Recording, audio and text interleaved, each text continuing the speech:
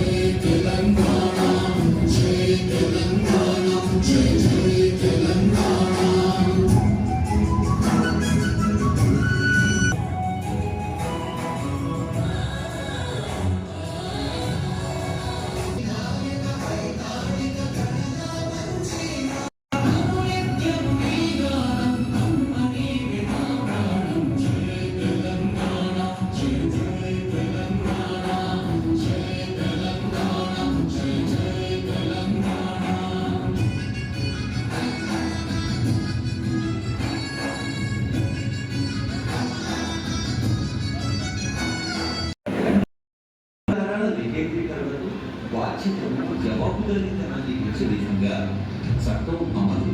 రెండవది, మార్గాన్ని సులభము చేసి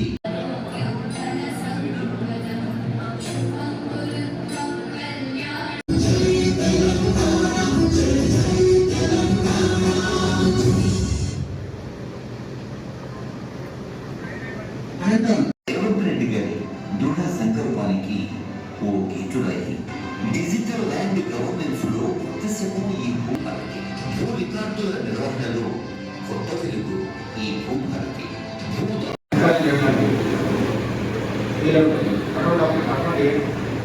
ఫర్ ఎగ్జాంపుల్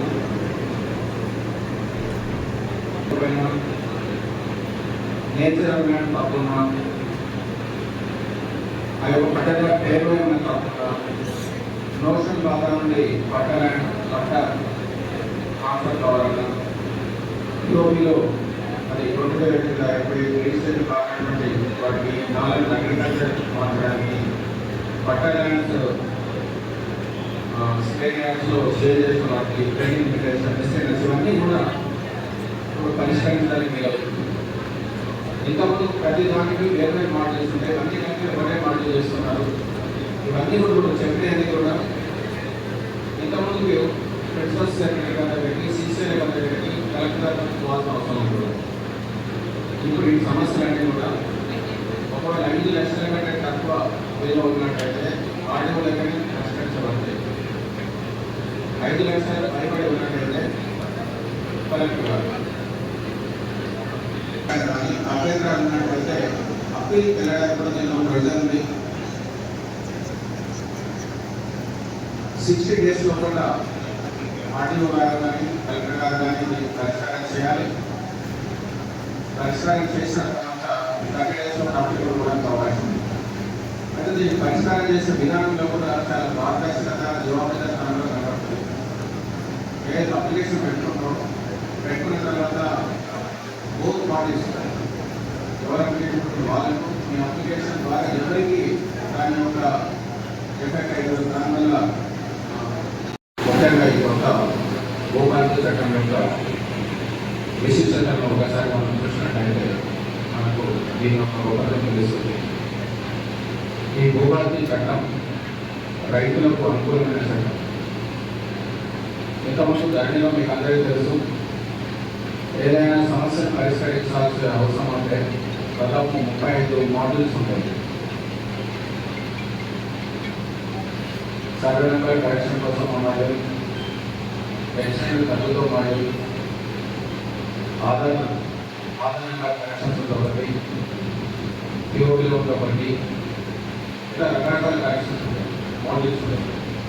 రైతు తనకున్న సమస్యలు ఏ మాడ్యూల్లో అప్లై చేయాలి అనేది తెలియనటువంటి సమస్య. అప్పుడు మనం ఈ సంవత్సరానికి వెళ్ళచ్చు, అక్కడ ఉన్నటువంటి డీసీ ఆపరేటర్ వెళ్ళి మీ సమస్య అయితే అతను కరెక్ట్గా మాడ్యూల్లో అప్లై చేస్తారు. అప్పుడు దానికి సంబంధించి కరెక్ట్గా కూడా జరుగుతుంది. మనకున్న సమస్య మనకు అర్థం కాకుండా మీ సేవ ఆపరేటర్ అర్థం కాకుండా వేరే మాడ్యూల్ అప్లై చేస్తే రిజల్ట్ అయిపోతుంది. అది కాకుండా అనేకమైన సమస్యలు కొంతమంది కంప్లైంట్ చేసేవారు. సార్ మొన్నటి వరకు మా పేరెంట్ పట్టణ బాగుంటుంటే డిజిటల్ సిటిజన్ ఉన్నాయి, ఈ మధ్య చేయలేదు. మా సర్వేలో ఉన్న సర్వే అంటే తక్కువ సర్వే కోసం ఉన్నాయి, ఎక్స్టెంట్ తక్కువ వచ్చింది. దాని ఆధార్లో ఉన్న పేరు లేకుండా పట్టణ కోసం వేరే పేరు వచ్చింది. అంటే రకరకాల సమస్యలు ఉంటుంది. వాటన్నిటికీ పరిష్కార మార్గంగా ఈ కొత్త చట్టం ఈ మాడ్యూల్ యొక్క సంఖ్యల గురించి ఏ అధికారి ఏ పని చేయాలి అనేది చట్టంలో చాలా స్పష్టంగా తెలియజేస్తుంది. అది ఏంటి ఒకసారి మనం చూసినట్టయితే ముఖ్యంగా సవరణలు దానికంటే ముందు ఎవరైతే పొజిషన్లో ఉంటే వాళ్ళకు రకమైన రికార్డ్స్ అప్పుడు బాగుంటుంది ఉంటాయి. వాళ్ళకన్నీ క్లియర్ ఉండి ఎవరైతే పొజిషన్లో ఇప్పుడున్న పొజిషన్ ఉంది వాళ్ళకు పట్టణ పాల్గొన లేకపోతే ఇవన్నీ సాల్వ్ చేయడానికి ఇప్పుడు సెక్షన్ 4 అనేది చాలా కీలకమైనది. దానిలో మీరు రైతులు ఒక అప్లికేషన్ కూడా సమస్యలు పరిష్కారం అవ్వట్లేదు అని గమనించి ఏడాది పాటు కూడా ప్రస్తుతం ఉన్న సిస్టంలో లోటుపాట్లు ఏమున్నాయి, ఎటువంటి చట్టం తీసుకొస్తే మనము రైతులకు త్వరగా మేలు చేయగలుగుతాము. మన దేశంలో అన్ని రాష్ట్రాల్లో ఉన్న రెవెన్యూ చట్టాల్లో మంచి అంశాలన్నీ కూడా పరిశీలించి మన రాష్ట్రంలోని ఇంతవరకు 6వ చట్టాలన్నీ కూడా పరిశీలించి అన్నింటిలో కూడా ముఖ్యాంశాలు సేకరించి మేధావులతో, అధికారులతో, రైతు సంఘాలతో చర్చించి ఒక నూతన చట్టం భూభారతి చట్టాన్ని రాష్ట్ర ప్రభుత్వం ఈ ఏడాది జనవరి 4వ తేదీన ప్రవేశపెట్టడం జరిగింది.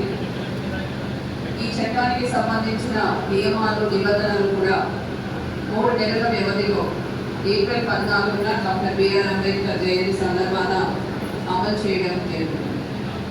అదే రోజు భూభారతి పోర్టల్ కూడా లాంచ్ చేయడం జరిగింది. మరి ఈ కొత్త చట్టంలో ఉన్న అంశాలు ఏంటివి, ఏ విధంగా రైతుల సమస్యలు త్వరగా పరిష్కరించబడతాయి? ముందుగా అధికారుల వికేంద్రీకరణ చేపట్టడం జరిగింది. ఇంతకుముందు రైతులు వారి భూ సమస్యలు పరిష్కరించుకోవాలి అంటే ఈ సేవలో ధరణిలో అప్లై చేస్తే చాలా మటుకు కూడా జిల్లా కార్యాలయం వరకు, సిసిఐ కార్యాలయం వరకు వచ్చి పరిష్కారం అయ్యేది. మరి ఆ విధంగా ఉంటే మారుమూల ప్రాంతాల నుంచి రైతులు రావడం, వారి సమయం వృధా అవ్వడం ఇవన్నీ అవుతున్నాయని గమనించి అధికారుల వికేంద్రీకరణ చేపట్టడం జరిగింది. కొత్త చట్టంలో చాలా వరకు సమస్యలన్నీ కూడా తహసీల్దార్ ఆఫీస్లోనే పరిష్కారం అయ్యే విధంగా ఏర్పాటు చేయడం జరిగింది. ఇంకా